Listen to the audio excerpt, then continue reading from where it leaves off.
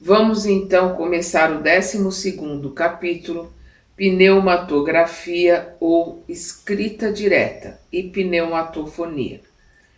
Nós estamos no item 146, escrita direta, né? A pneumatografia é a escrita produzida diretamente pelo espírito sem nenhum intermediário. Então, aqui no caso, sem que ninguém esteja ali, né, realizando o trabalho, mas tem que ter na proximidade, tem que ter ali naquele lugar que está aparecendo a pneumatografia, tem que ter um médium de efeitos físicos, porque sem a doação do ectoplasma, o espírito não consegue realizar o trabalho da pneumatografia, que é a escrita direta. Pneuma, que é uma palavra grega que quer dizer vento ou respiração, né, ar, e grafia, né, que é o de escrever.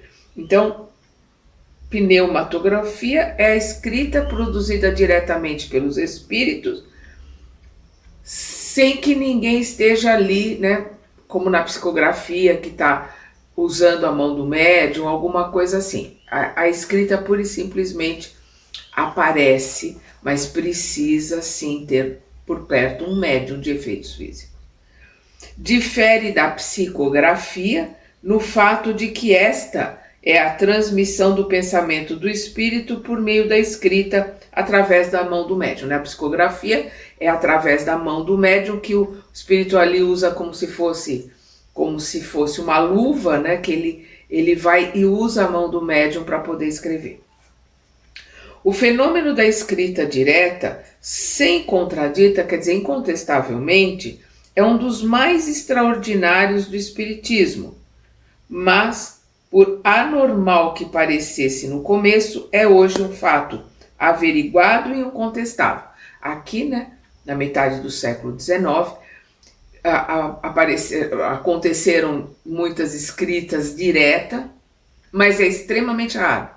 Sempre foi raro. Nós vamos ver no Velho Testamento, né, aparecer a escrita direta. Nós vamos ver aqui com o Kardec, nos estudos dele, ter essa escrita direta, mas no momento ali do Kardec era para que se entendesse a terceira revelação, chamasse a atenção principalmente do Kardec para que ele pudesse ser o codificador, mas é muito raro acontecer a escrita direta. Se a teoria é necessária para evidenciar a possibilidade dos fenômenos espíritas em geral, talvez seja mais ainda neste caso, sem dúvida, um dos mais estranhos que se apresentaram, mas que deixa de parecer sobrenatural desde que lhe se compreenda o princípio. Na primeira revelação deste fenômeno, o sentimento dominante foi o da dúvida. A ideia de uma fraude logo veio ao pensamento. Com efeito, todo mundo conhece a ação das tintas ditas simpáticas, cujos traços, primeiro completamente invisíveis, aparecem ao cabo de algum tempo. Podia, pois, que se tivesse abusado da credulidade, não afirmaríamos que jamais haja sido feito. Estamos mesmo convencidos de que certas pessoas, seja com um fim mercenário, seja unicamente por amor próprio ou para fazer crer em seu poder, empregam subterfúgios, né? Essas tintas, essas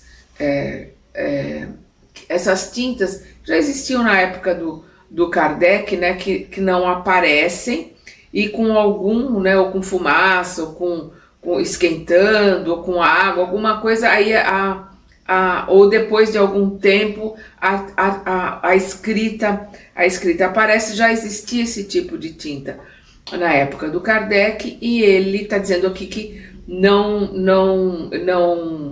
tira de lado, não deixa de analisar que pode acontecer fraude, né, principalmente nas pessoas que estão ganhando dinheiro com isso. E aqui ele coloca ver o capítulo das fraudes, que é o capítulo 27 aqui no final do livro, sobre o charlatanismo, né? Mas do fato de que se pode imitar uma coisa, seria absurdo concluir que a coisa não existe. Não se encontrou nesses últimos tempos o meio de imitar a lucidez sonambúlica ao ponto de iludir. Vamos lembrar que sonambúlico é aquele médium, né, inconsciente, né, que a maioria dos médiuns na época do Kardec eram assim, inconscientes, por isso que ele dá essa característica de sonambúlico, ele lembrava o sonâmbulo. E aí ele está colocando quantos não conseguem imitar, não conseguem fraudar também essa situação, né? Mas do fato de que desse procedimento de escamotear, né, de enganar, haja ocorrida todas as feiras, mas vou repetir aqui, mas do fato de que esse procedimento de escamotear haja corrido todas as feiras, né, todos os lugares públicos, uma forma de chamar atenção, de ganhar dinheiro, é preciso concluir que não haja verdadeiros sonâmbulos, ou seja, médiums, né, médiums inconscientes. Por que certos comerciantes vendem vinho adulterado? É uma razão para que não haja vinho puro? Né? É a conclusão que o Kardec está chegando, está colocando, né? Ocorre o mesmo com a escrita direta. As precauções para se assegurar da realidade do fato, aliás, são bem simples e bem fáceis. E graças a essas precauções, hoje não se pode lhe fazer objeto de nenhuma dúvida. Então aqui o Kardec colocando, né, todas as precauções que ele tomou para que ele recebesse, visse ali os estudos dele, a escrita direta. Uma vez que a possibilidade de escrever sem intermediário é um atributo do espírito, que os espíritos existiram de todos os tempos e de todos os tempos também produziram os diversos fenômenos que conhecemos, devem ter igualmente produzido a escrita direta na antiguidade, tão bem como em nossos dias. E é assim que se pode explicar a aparição de 3 palavras na sala do festim de Baltazar. Nós vamos ver lá no Velho Testamento, é no livro de Daniel, se eu não me engano, em que nós vamos, Baltazar é filho do rei Nabucodonosor. E numa das festas dele aparece escrito em hebraico, né, no alto da parede, né, três palavras. E estas 3 palavras colocam que o reino dele estava no fim, né, que ele sucumbiria aos persas. Era isso aparece escrito no meio da festa. E a gente vê isso lá no Velho Testamento.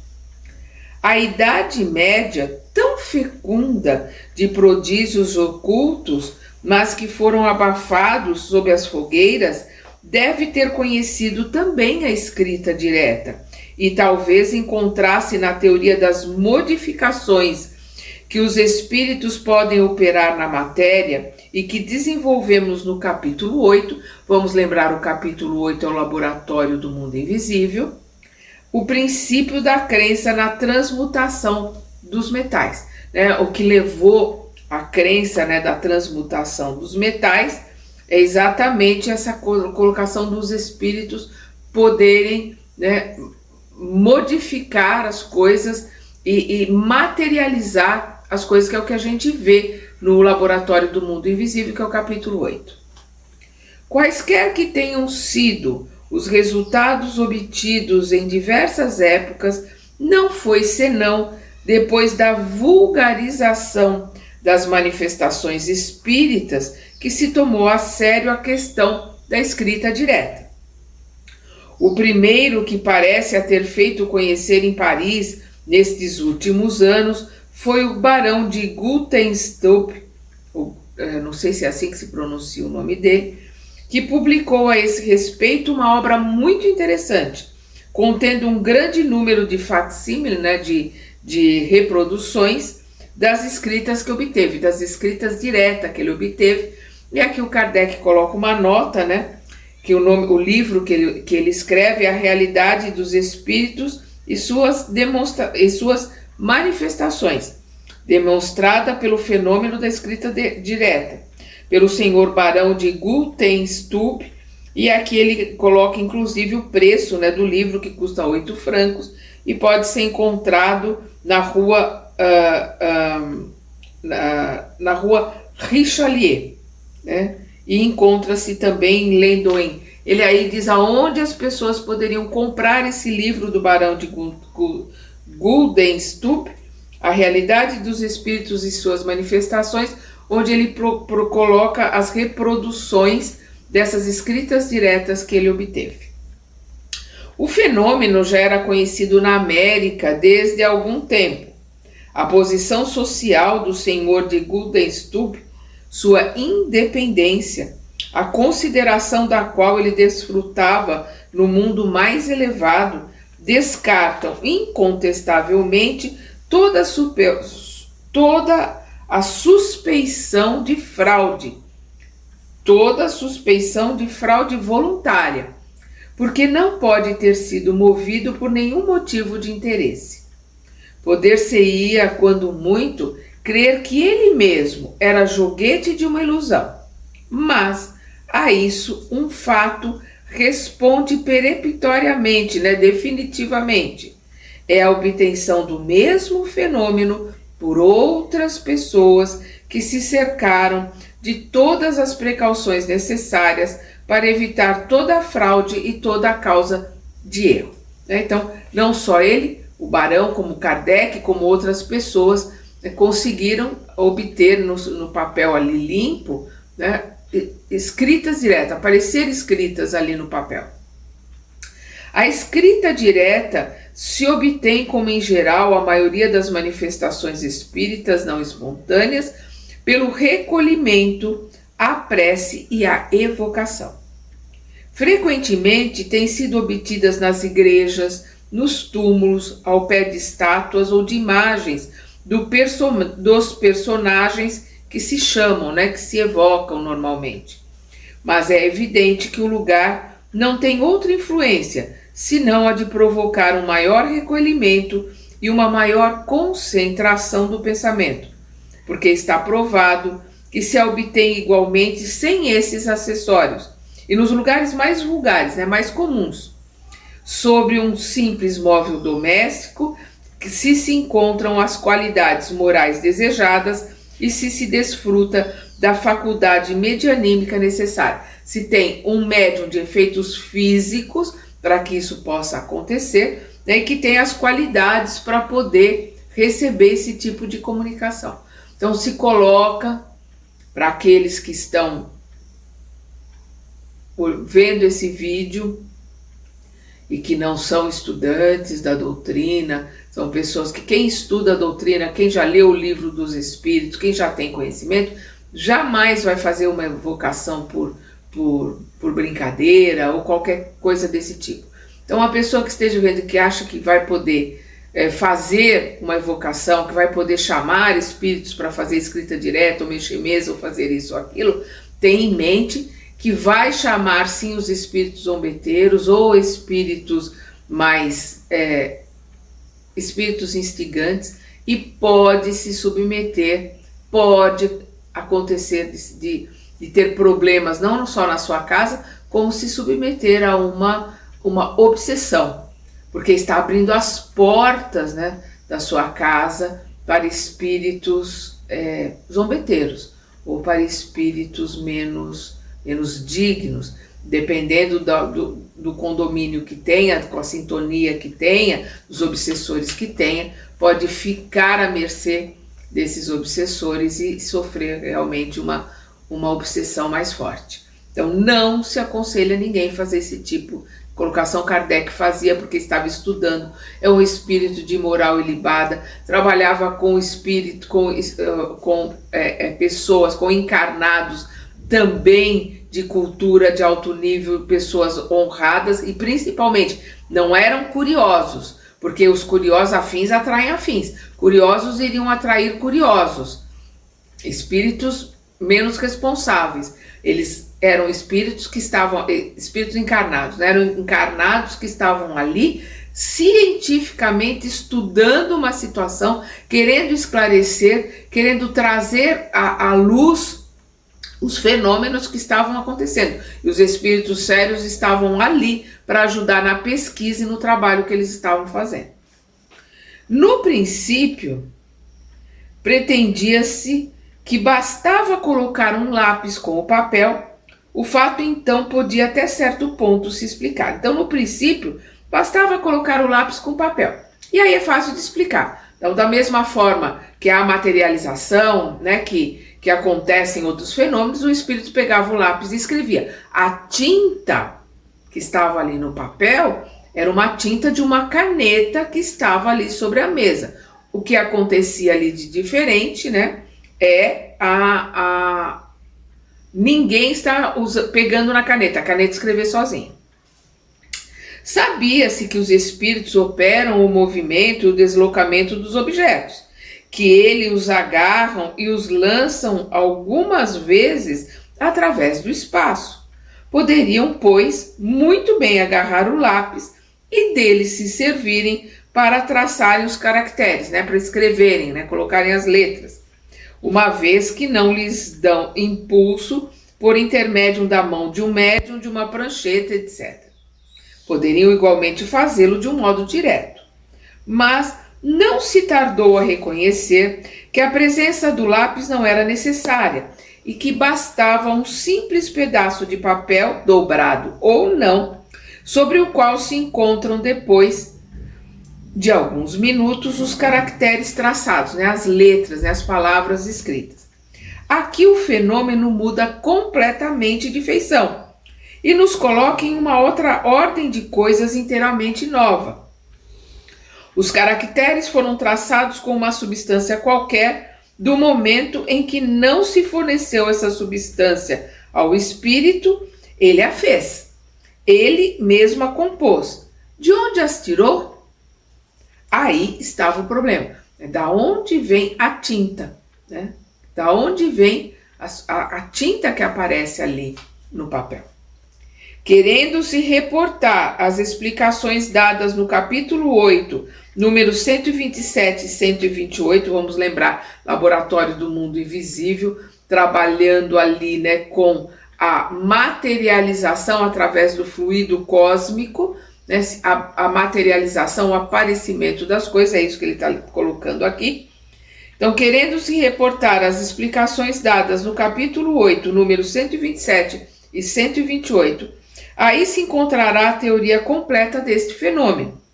Nessa escrita, o espírito não se serve nem das nossas substâncias, nem dos nossos instrumentos. Ele próprio faz a matéria e os instrumentos dos quais tem necessidade, tirando os seus materiais do elemento universal primitivo, né, do fluido cósmico, fazendo-o sofrer por sua vontade as modificações necessárias ao efeito que quer produzir.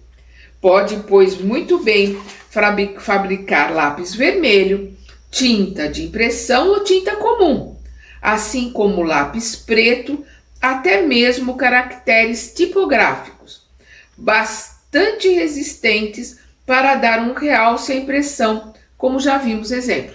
Então, o Kardec tem ali exemplos, né, de escritas tipo do livro, tipográficas, né, tipo da escrita feita impressa, né, numa tipografia. A filha de um senhor que conhecemos, criança de 12 a 13 anos, obteve páginas inteiras escritas com uma substância análoga ao pastel. Vamos lembrar que pastel é um tipo de giz, né, que se faz esfumaçados. Até hoje tem, né, esse giz pastel seco, oleoso, para se fazer pinturas, para se fazer esse esfumaçado. Tal o resultado a que nos conduziu o fenômeno da tabaqueira reportado no capítulo 7, número 116, e sobre o qual já nos estendemos longamente, porque nele vimos ocasião de sondar uma das leis mais sérias do Espiritismo, lei cujo conhecimento pode esclarecer mais de um mistério, mesmo do mundo visível. Vamos lembrar a questão da tabaqueira, daquela senhora que viu, né, ali no quarto dela, essa é a questão 116 do item 7, quando ela viu aquele senhor, ela o reconheceu principalmente pela tabaqueira. A tabaqueira foi usada ali, né, para que ela o reconhecesse mesmo. E depois, quando ele foi, porque ele ia em desdobramento, ele estava encarnado, ele dormia, se desdobrava, e ela o via de madrugada ali no quarto dela. Quando ele foi, né, ele mesmo ali, encarnado, visitá-la, ela reconheceu, porque ele, tanto pelas roupas, mas principalmente pela tabaqueira, e viu que era ele mesmo que ela via ali de noite, mas como ela já tinha alguns conhecimentos, ela entendeu que alguma coisa estava acontecendo ali, né? É assim que de um fato vulgar, né, de um fato comum na aparência, pode jorrar a luz. Quer dizer, uma coisa comum, né, na aparência ali, uma tabaqueira, mas entendendo-se através desse processo como outros processos podem acontecer. Por isso que ele diz, é assim que de um fato comum na aparência pode jorrar a luz. Tudo está em observar com cuidado, e isso é o que cada um pode fazer, como nós, quando não se limitar a ver os efeitos sem lhe procurar as causas, né? Porque o Kardec não se limitou aos efeitos, ele foi buscar as causas, ele foi buscar os esclarecimentos, ele foi fazer as perguntas e obteve as respostas dos espíritos para poder trazer para nós a terceira revelação, e ele vai buscar entre vários. Então ele faz a mesma pergunta para vários médiuns, para vários grupos com espíritos, né, que trabalhavam com esses grupos, e aí ele junta todas essas respostas e vendo que a resposta era igual, similar, parecida, então aí ele vê que aquela resposta é a resposta correta, e é assim que ele faz o livro dos espíritos, o livro dos médiuns, com esse trabalho de estudo e de busca que ele monta o Evangelho segundo o Espiritismo, o Céu e o Inferno, que o Céu e o Inferno nós temos ali várias sessões mediúnicas, várias perguntas e respostas, todo tipo de espíritos, e a Gênese, né? A Gênese é um compêndio de tudo. A Gênese são as teorias e a Gênese são os pensamentos do Kardec. Nós já temos, eu coloquei primeiro aqui a Gênese no nosso canal, por causa da importância que eu dou ao livro, né? Eu acho o livro extremamente... Todos são importantes, mas a Gênese eu acho assim, muito importante, porque são as ideias, as teorias do Kardec. Então, nós temos, é só ir lá na playlist e a Gênese, o Livro dos Espíritos, o Evangelho segundo o Espiritismo e a Gênese, nós já temos aqui no canal. Se nossa fé se consolidou dia a dia, foi porque compreendemos. Fazei, pois, compreender, se quereis arregimentar prosélitos sérios, seguidores sérios, né? A inteligência das causas tem um outro resultado, que é o de traçar uma linha divisória entre a verdade e a superstição.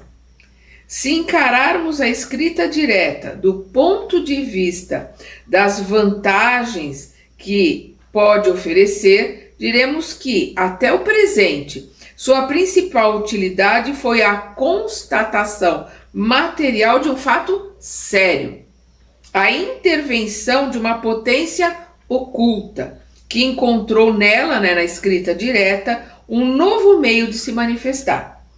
Mas as comunicações que se obtêm assim, né, pela escrita direta, raramente são extensas, são sempre poucas palavras, né, frases curtas. São geralmente espontâneas e limitadas a palavras, sentenças e frequentemente sinais ininteligíveis. Aparecem sinais, desenhos que são ininteligíveis, que não são, não se pode ler, não se pode entender, não se pode descrever o que é, né? Ininteligíveis. Foram obtidas em todas as línguas, em grego, latim, siríaco, em caracteres hieroglíficos e etc. Mas não se prestam ainda para essas entrevistas continuadas e rápidas, permitidas pela psicografia ou escrita através dos médiuns. Quer dizer, elas não servem para as escritas continuadas, longas da psicografia, né, esclarecimentos, né, que são obtidos, né, naquela época não se usava psicofonia, usava-se sempre escrita através das cestas, pranchetas, né, que iam dando letras por letras, ou pela psicografia. A mão do médium era levada, quando não as duas mãos, né, para mostrar que eram os espíritos que estavam ali. Nós vamos ver as duas meninas que psicografavam muito para o Kardec. Normalmente uma fazia uma página, outra fazia outra página. Isso era interessante, porque uma escrevia uma página, outra escrevia outra, e as páginas vinham intercaladas entre uma e outra, e o assunto estava ali completo, certinho. Eram formas para mostrar, para provar para o Kardec e para os outros que estavam ali que eram os espíritos que estavam fazendo. Mesmo porque isso talvez nem fosse necessário, porque as meninas eram tão pequenas e os assuntos, as perguntas do Kardec tão complexas, que essas meninas não teriam mesmo como elas colocarem as ideias delas, porque elas eram muito meninas, muito pequenas. E agora nós vamos para a pneumatofonia, né? Nós estamos na questão 150. Os espíritos, podendo produzir ruídos e pancadas, podem muito bem fazer ouvir gritos de toda a natureza e sons vocais imitando a voz humana, ao nosso lado ou no vago do ar, e a esse fenômeno se designamos sob o nome de pneumatofonia, né? Pneuma, que é respiração, vento, né? E fonia, que é o falar. Então, precisa entender que a pneumatofonia é quando todos escutam. Quando só a pessoa escuta, ela está ali recebendo, ouvindo uma voz, é uma intuição, ou é o espírito que está se comunicando com ela, mas é só ela que escuta. A pneumatofonia é quando todo mundo escuta. E aí nós vamos lembrar lá do Velho Testamento, né? A sarça ardente que fala com Moisés. Então é uma pneumatofonia. Nós vamos ver no livro Paulo e Estevão, nós vamos ver na igreja de Antioquia que havia pneumatofonia, havia voz direta para os trabalhadores. Todos os trabalhadores ali da igreja de Antioquia escutavam. E é interessante porque quando eles começaram a brigar entre eles, porque aí começou a discussão, né, as ideias de Tiago, que vinham lá de Jerusalém, colocando que todos aqueles que estavam ali teriam que se submeter às leis e às normas judaicas, mesmo homens idosos teriam que ser circuncidados, teriam que ter os ritos judaicos, e o Paulo colocando que não, que os gentios não precisavam se adequar ao judaísmo, não precisavam aderir ao judaísmo para ouvirem as colocações e aceitarem as colocações do Cristo, e que não precisavam ser circuncidados. E quando começou essa briga, acabou a voz direta. Por quê? Porque eles perderam aquela energia, perderam aquela sinergia do grupo coeso, do grupo unido, e a distensão, a discussão ali dentro fez com que não acontecesse mais a voz direta lá dentro da igreja de Antioquia. Quando a gente fala igreja, gente, a gente precisa lembrar que é no termo que acontece, no significado da palavra naquela época, na época de Jesus, glesia, que quer dizer assembleia, reunião de pessoas. Não é uma igreja estruturada de tijolo, mas uma reunião de pessoas que podia acontecer numa catacumba, num cemitério, na casa de alguém, né, numa caverna, né, os primeiros cristãos usavam muito cavernas, né, e as catacumbas nos cemitérios. E a palavra cristão só vai acontecer em Antioquia quando Lucas, lá em Antioquia, coloca para o pessoal que está reunido ali em assembleia, né, na igreja, na iglesia, no grupo reunido, né, que é quando ele coloca que eles são chamados de os homens do caminho, ou os seguidores do carpinteiro, e que eles tivessem um título, que eles tivessem uma colocação para eles, e que se ele era Jesus ou Cristo, que Cristo é o enviado de Deus, ungido por Deus, né, o Messias, que eles fossem chamados de cristãos, né, aqueles que seguiam o Cristo, o Messias. E aí, a partir dali, né, a partir dessa colocação de Lucas, é que se coloca a palavra, pela primeira vez, a palavra cristão. Mas o que é importante aqui da gente entender é que a pneumatofonia, né, ela é uma questão de, digamos assim, não só de ter um médium de efeitos físicos junto para que ela possa ocorrer, mas principalmente a questão do merecimento, né? De poder ouvir, né? O Espírito colocando ali uma palavra, ou colocando isso está certo, ou isto está errado, ou como foi para Moisés, que ele teria que libertar, né, o povo dos hebreus, né? Libertar os hebreus do jugo da escravidão egípcia. E ali, em Antioquia, eles recebiam da voz direta ajuda para eles poderem compreender os pergaminhos que eles liam dos ensinamentos do Cristo. Vamos voltar aqui para o nosso livro. Segundo o que conhecemos da natureza dos espíritos, pode-se pensar que algum dentre eles, quando são de uma ordem inferior, iludem-se e creem falar como em vida.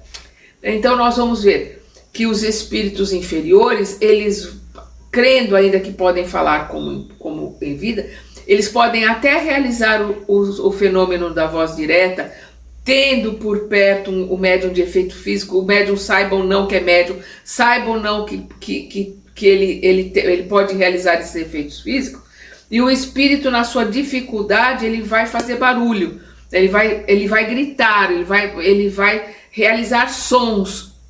E aqui ele coloca ver a Revista Espírita de fevereiro de 1858, a história do fantasma da senhorita Clairon. Aí nós vamos ver lá na Revista Espírita que a senhorita Clairon é uma cantora muito bonita e que um certo senhor S se apaixona por ela e passa a persegui-la o tempo todo, e ela se afasta dele. Ela não permite mais que ele vá onde ela está, ela pede que ele se afaste, ela se afasta dele, e aí ele fica muito decepcionado, muito chateado. Ele a persegue durante 2 anos e meio, e ela quando coloca que ele não permitiria, ela não teria mais do que amizade com ele fica doente e ele adoece. E quando ele está no leito de morte, ele pede que vão chamá-la para que ele possa se despedir dela. Aí, quando chega umas 11 e pouco da noite, vem o mensageiro colocando para ele que ela não viria, ela não aceitou vir, mesmo que fosse ali para se despedir. O mensageiro colocou que ele estava nas últimas, e ele ficou muito bravo, muito revoltado. E ele coloca para a senhora que está cuidando dele que ele a perseguiria depois de morto da mesma forma que a perseguiu quando estava vivo. E aí nós vamos ver que naquela noite ela está numa festa ali reunida com as pessoas. Naquela noite não, acho que são algumas noites depois da morte dele, ela está ali reunida com o pessoal. Quando dá 11h30, ela escuta um grito que vem ali do lado dela. E aí nas noites subsequentes, todas as pessoas escutam esse grito. Então nós vamos ver que ele se manifesta, e é óbvio que é bem provável que ela seja a médium, né? A gente não tem essa colocação, isso foi em 1700 e pouco, mas que tenha que ter um médium de efeitos físicos. E aonde ela ia acontecia, quando dava 11h30, se ela estava no teatro acontecia, se ela estava no restaurante acontecia, se ela estava numa festa acontecia, e todo mundo ouvia. Por isso que passou a ser chamado do fantasma da senhorita Clairon, porque ele acompanhava ela. E isso está relatado na Revista Espírita de fevereiro de 1858. Seria preciso, todavia, guardar-se de tomar por vozes ocultas todos os sons que não têm causa conhecida, ou simples unidos do ouvido, e sobretudo de crer que haja a menor verdade na crença vulgar, na crença comum, de que o ouvido que zune nos adverte de que se fala de nós em algum lugar. Essa crença existe até hoje, eu desde menina escuto isso. O ouvido zuniu, você ouviu um apito no ouvido, tem alguém falando mal de você em algum lugar. Isso é bobagem, isso é crendice, porque o zunido no ouvido é uma colocação, uma questão fisiológica.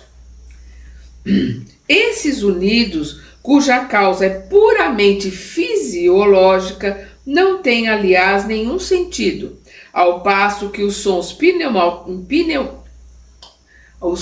pneumatofônicos exprimem pensamentos e só por isso pode-se reconhecer que são devidos a uma causa inteligente e não acidental. Vamos ver lá no Velho Testamento as palavras que são ditas e no Paulo e Estevão também, né, lá na igreja de Antioquia, na Assembleia, né, de Antioquia, as palavras que eram ouvidas. Pode-se tomar como princípio de que os efeitos notoriamente inteligentes são os únicos que podem atestar a intervenção dos espíritos. Quanto aos outros, né, os outros efeitos, há pelo menos 100 chances contra uma de que sejam devidos a causas fortuitas, né? Uma janela que range, o vento passando no meio de árvores, passando no meio de plantas que criam, ou no meio de madeira que criam sons, dilatação da madeira, né? Um dia muito quente que esfria muito rápido, a madeira range, né? E uma série de outras coisas. Ocorre com bastante frequência que, meio adormecido, ouve-se distintamente pronunciar palavras, nomes, algumas vezes mesmo frases inteiras, e isso com bastante força para nos acordar sobressaltados. Isso aqui são colocações, são acontecimentos com pessoas, né, que às vezes quando ela está naquele lusco-fusco, né, está quase adormecendo, ela escute uma voz, ela escuta alguém chamar, ou ela escuta alguma coisa. Então, pode ser algum irmãozinho que está ali tentando se comunicar com ela. Principalmente se ela for médium ostensiva, então ela pode ouvir, dependendo de que tipo de ostensividade ela tem, mas ela tem uma facilidade maior para a comunicação, ela pode ouvir alguma coisa ali, principalmente porque nesse estado é o estado que está começando a sair do corpo para entrar no sono, que é o estado parecido, que é o mesmo estado praticamente do transe mediúnico, né? Que é quando o perispírito se afasta do corpo. É o que o Kardec está colocando aqui, eu vou repetir. Ocorre com bastante frequência que, meio adormecido, ouve-se distintamente pronunciar palavras, nomes, algumas vezes mesmo frases inteiras. Isso com bastante força para nos acordar sobressaltados. Embora possa acontecer que, em certos casos, seja bem realmente uma manifestação, esse fenômeno não tem nada de positivo para que não se possa atribuí-lo a uma causa análoga, né, semelhante àquela que desenvolvemos na teoria das alucinações, capítulo 6, número 111 e seguintes, né, que são a questão das pessoas ouvirem e isso ser uma coisa da mente da pessoa, né? Revendo o item 111 do capítulo 6. O que se ouve dessa maneira não tem de resto nenhuma continuidade. Não ocorre o mesmo quando se está desperto, porque então, se é um espírito que se faz ouvir, quase sempre se pode fazer com ele troca de pensamentos e iniciar uma conversação regular. Quer dizer, se está ouvindo, se a pessoa tem tranquilidade para isso, ela pode conversar com esse espírito. Poucas pessoas teriam maturidade e desenvolvimento, a não ser dentro da casa espírita, dentro de um trabalho, uma coisa ali com um grupo de sustentação, é completamente diferente. Mas em casa, ou alguma situação, normalmente as pessoas saem correndo, né? Essa que é a questão. Os sons espíritas ou pneumatofônicos, né? Aqui no caso os sons dos espíritos, né? Ou pneumatofônicos, têm duas maneiras distintas de se produzirem. Algumas vezes é uma voz íntima que repercute no foro interior, ainda que as palavras sejam claras e distintas. Não tem, entretanto, nada de material. De outras vezes, são exteriores e bem distintamente articuladas, como se proviessem de uma pessoa que estivesse ao seu lado. E aí, no caso, né, a pneumatofonia, a característica dela é que todos ouçam. Se só uma pessoa ouve, é uma comunicação direta com aquele médium, né? Pode ser de qualquer forma, né, por aproximação, por psicofonia, por intuição, mas quando todos ouvem, aí pode-se comprovar que é voz direta, né? Pneumatofonia. De qualquer maneira que se produz o fenômeno da pneumatofonia, quase sempre é espontâneo e não pode, senão muito raramente, ser provocado. Ele é espontâneo, é raro, é extremamente raro. Tanto a pneumatografia, que é escrita direto, como a pneumatofonia, que é a voz direta, são fenômenos extremamente raros e sempre foram. Tanto nos idos antigos, que a gente vai ver que é uma coisa rara, comentada ali como uma situação diferente, né, no Velho Testamento, como nos livros que nós, no caso, colocações que nós vemos, como no Paulo Estevão, né, a voz direta ali na assembleia do grupo que se reunia em Antioquia. Nós terminamos aqui o capítulo 12 e o nosso próximo estudo vai ser psicografia. Nós paramos aqui no item 151. Até lá!